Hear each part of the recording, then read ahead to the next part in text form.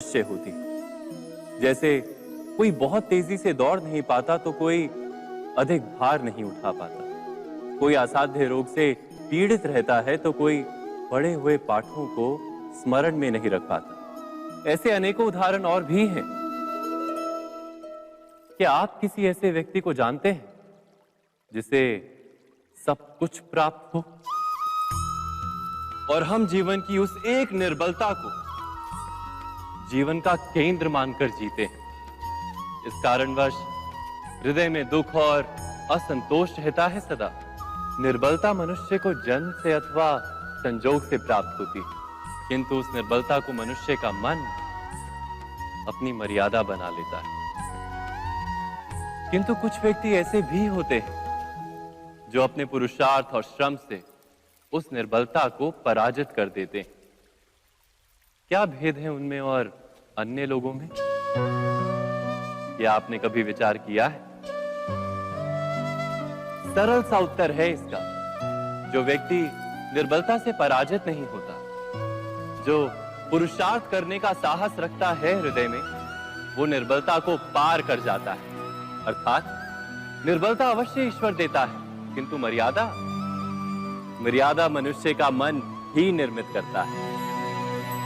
स्वयं विचार कीजिए।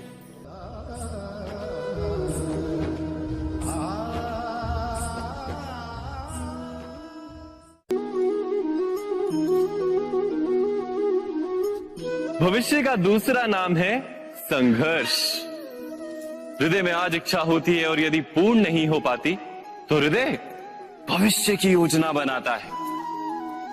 भविष्य में इच्छा पूर्ण होगी ऐसी कल्पना करता रहता है, किंतु जीवन ना तो भविष्य में है ना अतीत में।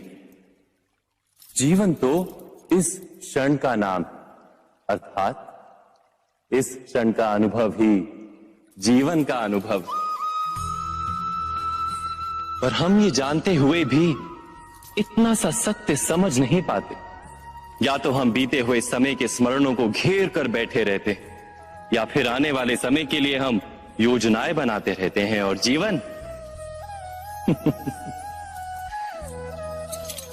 जीवन बीत जाता है। एक सत्य यदि हम हृदय में उतार लें कि ना हम भविष्य देख सकते हैं, ना ही भविष्य निर्मित कर सकते हैं, हम तो केवल धैर्य और साहस के साथ भविष्य को आलिंगन दे सकते हैं, स्वागत कर सकते हैं भविष्य का। तो क्या जीवन का हर पल जीवन से नहीं भर जाएगा? स्वयं विचार कीजिए।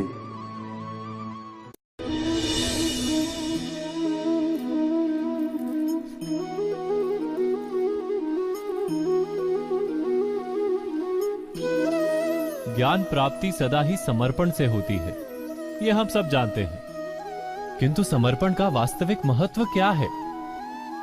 क्या हमने कभी विचार किया? मनुष्य का मन सदा ही ज्ञान प्राप्ति में विभिन्न बाधाओं को उत्पन्न करता है। कभी किसी अन्य विद्यार्थी से ईर्ष्या हो जाती है, कभी पढ़ाए हुए पाठों पर संदेह जन्मता है और कभी गुरु द्वारा दिया गया दंड मन को अहंकार से भर देता है। नहीं, क्या ऐसा नहीं होता? न जाने कैसे कैसे विचार मन को भटकाते हैं और मन की इसी अयोग्य स्थिति के कारण हम ज्ञान प्राप्त नहीं कर पाते। मन की योग्य स्थिति केवल समर्पण से निर्मित होती है।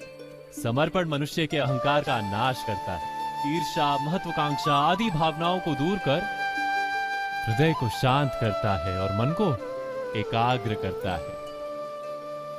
वास्तव में ईश्वर की सृष्टि में ना ज्ञान की मर्यादा है, ना ज्ञानियों की। गुरु दत्तात्रेय ने तो गाय और श्वान से भी ज्ञान प्राप्त कर लिया था। अर्थात विषय ब्रह्म ज्ञान का हो या जीवन के ज्ञान का या गुरुकुल में प्राप्त होने वाले ज्ञान का, उसकी प्राप्ति के लिए गुरु से अधिक महत्व है उस गुरु के प्रति हमारा समर्पण। क्या ये सत्य नहीं?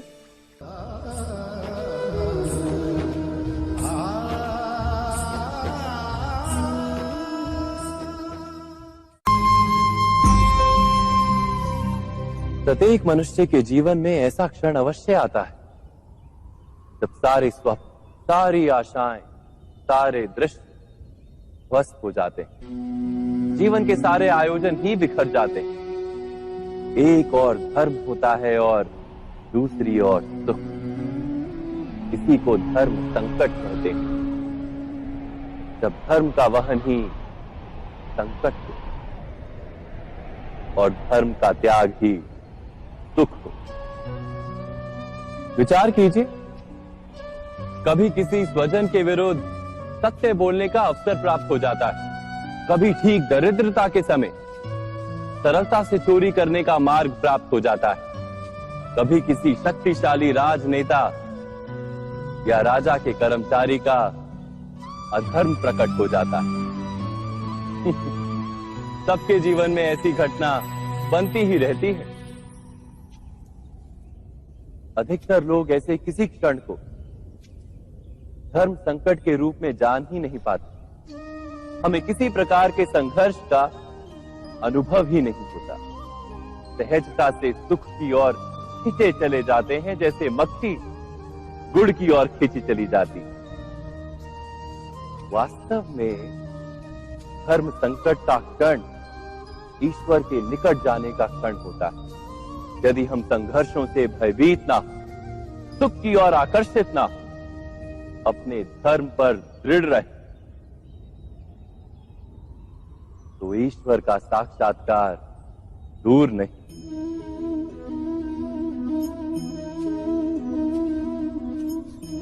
पवन से युद्ध करने वाला पत्ता यदि पेड़ से गिरता है तो भी आकाश की ओर उठता है। पवन से झुकने वाली घास वहीं भूमि पर रह जाती। अर्थात धर्म संकट से यदि हम संकट को ही टाल दें तो सुख तो मिलता है, जीवन बढ़ता है, किंतु क्या चरित्र नहीं टूटता? क्या आत्मा दरिद्र नहीं हो जाती? क्या ईश्वर से अंतर नहीं हो जाता? स्वयं विचार कीजिए। दो व्यक्ति जब निकट आते हैं तो एक दूसरे के लिए सीमाएं और मर्यादाएं निर्मित करने का प्रयत्न अवश्य करते हैं। हम यदि सारे संबंधों पर विचार करें तो देखेंगे कि इन सारे संबंधों का आधार यही सीमाएं हैं जो हम दूसरों के लिए निर्मित करते हैं। और यदि अनजाने में भी कोई अन्य व्यक्ति इन सीमाओं को तोड़ता है तो उसी क्षण हमारा हृदय क्रोध से भर जाता है। इन सीमाओं का वास्तविक रूप क्या है? क्या हमने कभी विचार किया? सीमाओं के द्वारा हम दूसरे व्यक्ति को निर्णय करने की अनुमति नहीं देते, अपना निर्णय उस व्यक्ति पर थोपते हैं, अर्थात किसी की स्वतंत्रता का अस्वीकार करते हैं। और जब स्वतंत्रता का अस्वीकार किया जाता है तो उसका हृदय दुख से भर जाता है। और जब वो सीमाओं को तोड़ता है तो हमारा हृदय क्रोध से भर जाता है। क्या ऐसा नहीं होता?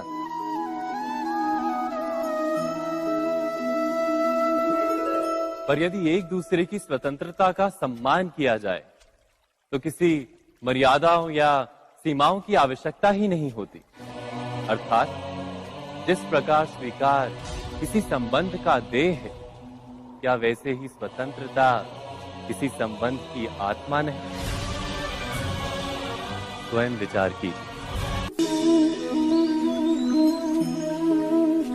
सबके जीवन में ऐसा प्रसंग अवश्य आता है कि सत्य कहने का निश्चय होता है हृदय में, किंतु मुख से सत्य निकल नहीं पाता। कोई भय मन को घेर लेता है।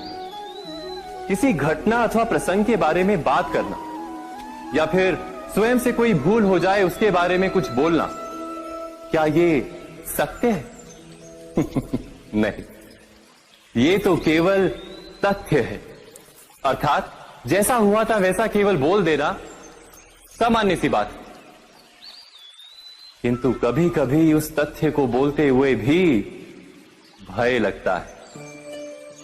कदाचित किसी दूसरे की भावनाओं का विचार आता है मन। दूसरे को दुख होगा ये भय भी शब्दों को रोकता है। तो ये सत्य क्या है? क्या हमने कभी विचार किया है? जब भय रहते हुए भी कोई तथ्य बोलता है तो वो सत्य कहलाता है। वास्तव में सत्य कुछ और नहीं, केवल निर्भयता का दूसरा नाम है। और निर्भय होने का कोई समय नहीं होता, क्योंकि निर्भयता आत्मा का स्वभाव है। अर्थात क्या प्रत्येक क्षण सत्य बोलने का क्षण नहीं होता?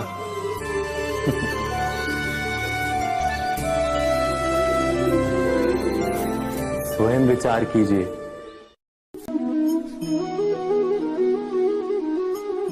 श्रेष्ठता का क्या अर्थ है? श्रेष्ठता का अर्थ है दूसरों से अधिक ज्ञान प्राप्त करना। अर्थात मूल्य इस बात का नहीं कि स्वयं कितना ज्ञान प्राप्त किया, मूल्य इस बात का है कि प्राप्त किया हुआ ज्ञान अन्य लोगों से कितना अधिक है। अर्थात श्रेष्ठता की इच्छा ज्ञान प्राप्ति को भी एक स्पर्धा बना देती है। और स्पर्धा में विजय अंतिम कब होती है?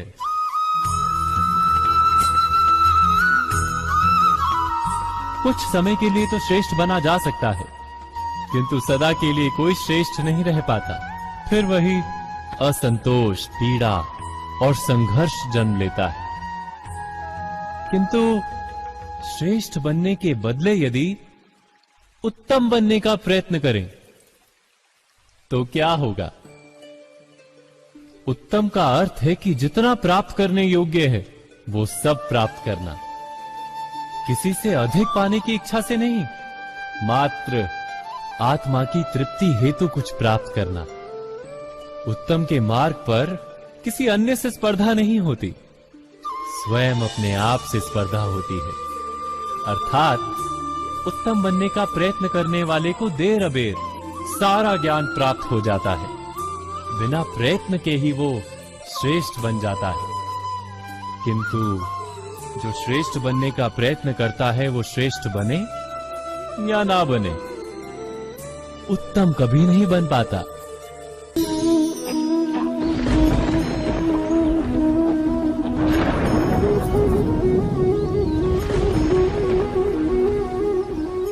सपनों और पूर्वाभासों के आधार पर हम भविष्य के सुख दुख की कल्पना करते हैं। भविष्य के दुख का कारण दूर करने के लिए हम आज योजना बनाते हैं। किंतु कल के संकट को आज निर्मूल करने से हमें लाभ मिलता है या हानि पहुंचती है? ये प्रश्न हम कभी नहीं करते। सत्य तो ये है कि संकट और उसका निवारण साथ जनते हैं, व्यक्ति के लिए भी और सृष्टि के लिए भी। नहीं, आप अपने भूतकाल का स्मरण कीजिए, इतिहास को देखिए। आप तुरंत ही ये जान पाएंगे कि जब जब संकट आता है तब तब उसका निवारण करने वाली शक्ति भी जन्म लेती है। यही तो जगत का चलन है। वस्तुतः संकट ही शक्ति के जन्म का कारण है। प्रत्येक व्यक्ति जब संकट से निकलता है तो एक पद आगे बढ़ा होता है, अधिक चमकता है, आत्मविश्वास से अधिक भरा होता है, न केवल अपने लिए अपितु विश्व के लिए भी। क्या ये सत्य नहीं? वास्तव में संकट का जन्म है एक अवसर का जन्म, अपने आप को बदलने का, अपने विचारों को ऊंचाई पर करने का अवसर, अपनी आत्मा को बलवान और ज्ञान मंडित बनाने का अवसर। जो ये कर पाता है उसे कोई संकट नहीं होता, किंतु जो ये नहीं कर पाता वो तो स्वयं एक संकट है विश्व के लिए। विचार कीजिए।